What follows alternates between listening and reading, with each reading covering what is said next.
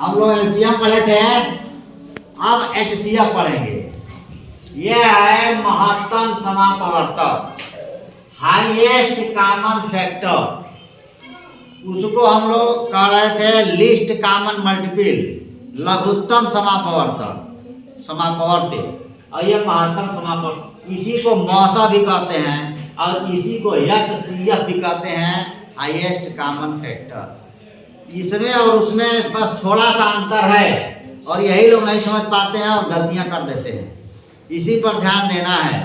महत्तम जो है, मान लीजिए गुणनखंड विधि से महत्तम हम लोग को लगाना है। 8, 12 और 16 तीन संख्याएं आपको दे दी गई। कहा गया कि इसका मौसा निकालिए, तो इसका हम सबसे पहले गुणनखंड करते हैं। 8 को हम लिख सकते हैं 2 × 2 × 2 लिख सकते हैं ना, 2 × 4 × 8। 12 को हम लिख सकते हैं 2 × 2 × 3, 2 × 4 या 12। उसी तरह हम 16 को लिख सकते हैं 2 × 2 × 2 × 2 × 2 माने 4, 2 × 4 × 8 ना 16। अब देखिए, हम ये देखते हैं कि तीनों में कौन कौन कॉमन है। कॉमन शब्द पर ध्यान दीजिए। कॉमन माने उभयनिष्ठ, जो तीनों में है। ये दो तीनों में है, इसको हम घेर लिए हैं। पट्टी दिख रही है ना? देखिए ये दो, इसमें भी 2 है, इसमें भी 2 है, इसको भी घेर लिए। अब यहाँ 1 2 है, यहाँ 2 है, लेकिन इसमें अब 2 नहीं है, इसलिए हम घेर नहीं पाए। यहाँ 3 है, इसमें 3 नहीं है, इसमें 3 नहीं, इसलिए घेर नहीं पाए। यहाँ 2 है, इसमें 2 नहीं, इसमें 2 नहीं, इसलिए इसको भी घेर नहीं पाए। तो हम सिर्फ उसी को ध्यान में रखेंगे जो कॉमन है। अब 1 2 का तीनों को मिला के 1 2 यहाँ लिखेंगे और इन तीनों को मिला के 1 2 मतलब जो दोनों में कॉमन होगा सिर्फ उसी को लिखेंगे। लिख लिए 2 × 2 यानी 4। 4 एक ऐसी संख्या है और बड़ी से बड़ी संख्या है जो 8 को भी काट देगी, 4 दूना 8, 12 को भी काट देगी, 4 तिया 12, और 16 को भी काट देगी, 4 चौका 16। अब ध्यान से सुनिए, तो मौसा क्या हुआ? वह बड़ी से बड़ी संख्या है जो दी गई संख्याओं को पूरा विभाजित कर देती है। और लघुत्तम क्या था? वह छोटी से छोटी संख्या थी जिसको ये संख्याएं काट देती थी पूरा। ध्यान दीजिए, एक संख्या ऐसी है जिसको ये संख्याएं पूरा काट देती थी, वो लघुत्तम है। और एक संख्या ऐसी है जो इन संख्याओं को काट देती है, जो इन संख्याओं को पूरा काट देती है, वह एचसीएफ है, यानी मौसा है, महत्तम समापवर्ती है। ध्यान देने की बात है। तो वह बड़ी से बड़ी संख्या जो दी गई संख्याओं को, तुमको 8 12 और 16 मिला है ना, जो 8 12 और 16 को पूरा काट दे। तो 4 एक ऐसी संख्या है, अगर तुम बार जब सवाल लगाने लगोगे तो तुमको इतना करना नहीं पड़ेगा। अपने तुमको दे दिया जाए 8 12 और 16 का मौसा निकालिए, तो दिमाग में बैठाओगे कौन सी ऐसी संख्या है जिससे 8 भी कट रहा है, 12 भी कट रहा है, 16 भी कट रहा है, तो दिमाग लगा लोगे कि 4 है, 4 × 8 4 3 12 4 चौको 16। इससे बड़ी कोई संख्या नहीं होगी, क्योंकि 5 के पहाड़े में 8 नहीं आएगा। 6 ले लेंगे 12 कट जाएगा, 16 नहीं कटेगा, 8 नहीं कटेगा। 7 ले लेंगे तो भी नहीं कटेगा, 8 ले लेंगे तो 8 तो कट जाएगा, 12 16 नहीं कटेगा। यानी इससे बड़ा कोई भी संख्या नहीं होगा जो इन तीनों संख्याओं को पूरा काट सके। तो महत्तम समापवर्तक जो संख्याएं दी गई हैं, या तो इसमें से सबसे छोटी वाली संख्या होगी और या तो इससे भी छोटी संख्या होगी। लेकिन जो लघुत्तम होगा, या तो इन तीनों संख्याओं के बड़ी वाली संख्या के बराबर होगा और नहीं तो इससे भी ज्यादा होगा। बात को समझिए। लघुत्तम जो होगा, ये जो 16 है ना, इन तीनों का क्या है, लघुत्तम निकालिए। तो लघुत्तम जो होगा ये 16 होगा या तो इससे बड़ा होगा, और महत्तम जो होगा या तो 8 होगा या इससे छोटा होगा। नाम है महत्तम, होगा छोटा, और नाम है लघुत्तम तो होगा बड़ा। इसीलिए लोग समझ नहीं पाते हैं। ध्यान दीजिए, लघुत्तम जो होता है, लौसा जो होता है, वो वह संख्या होता है जिसको ये संख्याएं पूरा काट दे। अब महत्तम जो होता है वो यह संख्या होता है जो इन संख्याओं को काट दे। ठीक ना? यह दिमाग में जब आ जाएगा तो कभी आपसे गलती नहीं होगी। ऐसे हम कई सवाल अभी लगाएंगे और लगाते आप लोगों को जब 2 4 10 सवाल लगाएंगे तो क्लियर हो जाएगा कि लौसा क्या है, मौसा क्या है। हाँ सुनिए, साइलेंट। सुनिए क्या होगा कि अब देखो मौसम है निकालना है 12, 18 और 24 का मौसम निकालिए। तो जैसे हम पिछला क्वेश्चन किए हैं यहाँ लिखिए 12 का गुणनखंड करिए, इसको तोड़ दीजिए तो 2 गुणे 2। अच्छा एक दिमाग और लगा सकते हो। सबसे पहले अपना दिमाग ये लगाओ कि कौन ऐसी संख्या है जो 12 को और 18 को और 24 को काट देगी। 3 भी है, उससे आगे बढ़ो। 4 नहीं काटेगा, 4 कहाँ 18 को काटेगा।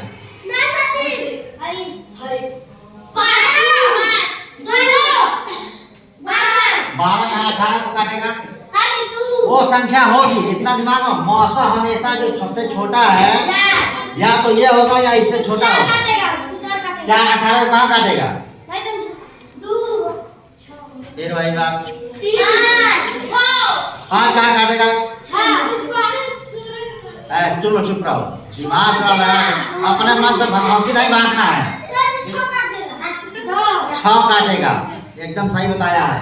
6 12 को भी काटेगा, 18 को भी काटेगा और 24 को भी काटेगा। इसका मतलब जो हमारा HCF है माने मौसा है वो 6 के पास आएगा। 6 आ सकता है। क्यों?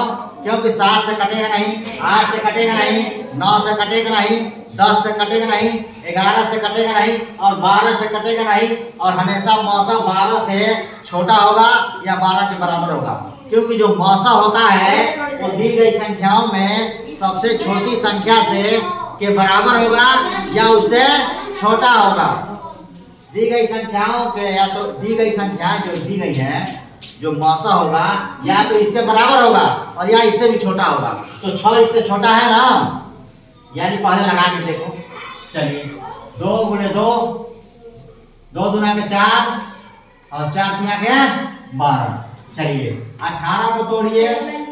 18 को जब तोड़ेंगे तो 2 गुणे 3 गुणे 3, 2 तिया के 6, अच्छा तरीके 18।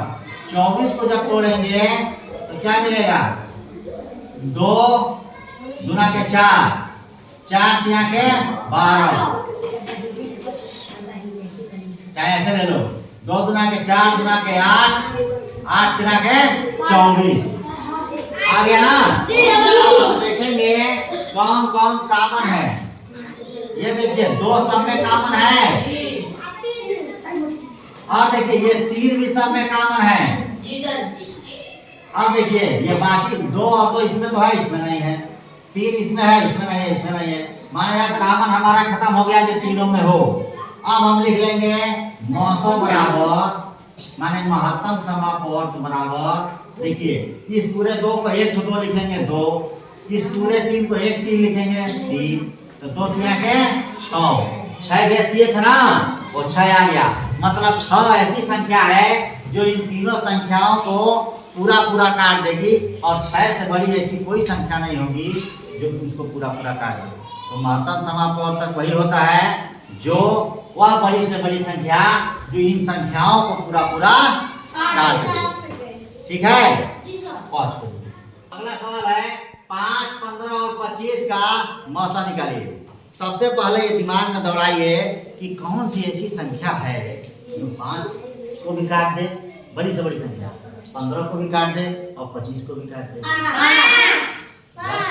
5 से कट जाएगा, 5 में 15, 5 में 25। ये हमारा उत्तर मिल गया 5। लेकिन आएगा कैसे? अगर परीक्षा में आ जाए कि मौसा ज्ञात कीजिए तो उसको लगाएंगे कैसे? उसका तरीका यही है गुणनखंड विधि। सबसे पहले लिखेंगे 5 बराबर, ये तो हो गया बड़ी परीक्षाओं में कभी जरूरत पड़ गई मौसा की तो खट से दिमाग लगा लोगे कि बड़ी बड़ी संख्या 5 होगी जो दोनों काट देंगे लग जाएगा। लेकिन लगाएंगे कैसे? तुम्हारी परीक्षा में आ जाए, कक्षा 5 में आ जाए कि मौसा ज्ञात कीजिए तो कैसे लिखेंगे? 5 को लिखिए, क्या लिख देंगे? 1 गुणे 5 लिख सकते हैं ना? 5 खत्म 5। 15 को लिखिए, 15 को लिख देंगे 3 गुणे 5 होगा ना? 3 5 15। अब 25 को लिखिए, 25 को लिख देंगे 5 गुणे 5, 5 × 25 हो जाएगा ना। जी सर। अब हम देखेंगे कि तीनों में क्या कॉमन है। यही 5 है, ये 5 है ना। एक तीनों में नहीं है, 3 भी तीनों में नहीं है, और ये 5 भी तीनों में नहीं है। यानी यही 3 5 है केवल जो इन तीनों में कॉमन है। तो हम मौसा लिख देंगे। देखिए इधर मौसा लिख देंगे। मौसा बराबर 5, यानी सबसे बड़ी संख्या 5 होगी जो इन दी गई संख्याओं को पूरा काट देगी। और तुम लोग से हम बताए थे सबसे जो मौसा होता है या तो दी गई संख्या में सबसे छोटा वाला होगा और नहीं तो इससे भी छोटा होगा, इससे बड़ा नहीं हो सकता है। कभी भी मौसा दी गई संख्याओं जो संख्याएं दी गई है मौसा उसमें जो सबसे छोटी संख्या होगी उससे बड़ा नहीं हो सकता है। या तो सबसे छोटा वाला होगा या उससे भी छोटा होगा, यही मौसा होगा। अगर 4 ऑप्शन दे दिया जाए तो सबसे पहले हम ध्यान देंगे कि ये जो मान दे दिया 5, 15 और 25 का मौसा होगा, 4 को दे दिया तो दिमाग लगा लीजिए तुरंत कि जो सबसे छोटा वाला 5 है उससे मौसा जो है उससे बड़ा नहीं होगा, या तो उससे छोटा होगा या ना तो वही वाला होगा। ठीक है ना। बात करिए अभी और सवाल हम लगाते हैं। देखिए अब जैसे आ गया कि 6, 18 और 24 का मौसा निकालिए। सबसे पहले अपने दिमाग में बैठाइए कि कौन सी ऐसी संख्या है बड़ी से बड़ी जो इन तीनों को काट देगी। पहले छोटा वाला से देख लो। 6 × 6 7 × 18 6 × 24, यानी इसका मौसा 6 होगा। लेकिन अगर आप परीक्षा में आ जाए कैलकुलेट करिए निकालिए तब क्या करेंगे, गुणनखंड करेंगे। इसमें बहुत लोगों को देखे हैं गुणनखंड नहीं समझ में आ रहा है कैसे करेंगे, तो उसका भी एक तरीका है। 6 लिखिए। चलिए जैसे हम भाग से लगाते थे लौसा वैसा करिए। 2 का पारा करिए, 2 तिया के 6, फिर 3 का 3, यानी 6 बराबर हो गया क्या 2। इसको गुणा कर लीजिए, 2 गुणे 3, 18 का गुणनखंड कर लीजिए। ऐसे करिए 2 × 9 के 18, फिर 3 से काटिए 3 3 के 9, फिर 3 से काटिए 3 एकम 3, यानी 18 का गुणनखंड हो जाएगा 2 × 3 × 3, 2 × 3 × 3। 24 का कर लीजिए। 24 का गुणनखंड ऐसे होगा 2 का पारा पढ़िए, तो 12 बार में जाएगा, 12 गुना के 24 होता है। फिर 2 का पढ़िए, 2 × 6 12 होता है। फिर 2 का पढ़िए, 2 × 3 = 6 हो जाएगा। फिर 3 का पढ़िए, 3 × 3, यानी 24 को लिखेंगे 2 × 2 × 2 × 3। चलिए अब 24 को लिख लीजिए 2 × 2 × 2 × 3, है ना। अब देखिए तीनों में कॉमन है, तो ये देखिए 2 जो है ये तीनों में कॉमन है ना। चलिए 3 देखिए, 3 भी ये देखिए तीनों, 1 3 2 3 और ये 3, तीनों में 3 है, यानी हम इसका मौसा लिख देंगे। मौसा बराबर 2 × 3, क्योंकि 3 तीनों में है, 2 तीनों में है, तो 2 × 3 क्या होगा 6। हम पहले ही जान गए थे कि मौसा 6 है अपने दिमाग से, लेकिन यहाँ कैलकुलेट करके निकाल लिए कि देखिए इसका मौसा 6 ही होगा। ये जान गए ना। तो ऐसे लौसा और मौसा निकालना आप सीख गए हैं। अब दोनों में संबंध है। एक बार थोड़ा सा 2 मिनट के लिए ध्यान दीजिए। लौसा और मौसा में सूत्र भी है। सूत्र क्या है? लौसा और मौसा के संबंध यहाँ देख लीजिए, यहाँ ध्यान दीजिए। लौसा और मौसा यहाँ लीजिए। एक सूत्र होता है कि लौसा गुणे मौसा, माने लघुत्तम समापवर्तक गुणे महत्तम समापवर्तक बराबर पहली संख्या। रुपये इसको मिटा के लिखते हैं। यहाँ देखिए, यहाँ देखिए, मिटा दे इसको। निकाल लेंगे ना। देखिए एक सूत्र है कि लौसा गुणे मौसा, इसको नोट डाउन कर लीजिएगा, बहुत इंपॉर्टेंट है, इसके सवाल आते हैं। बराबर पहली संख्या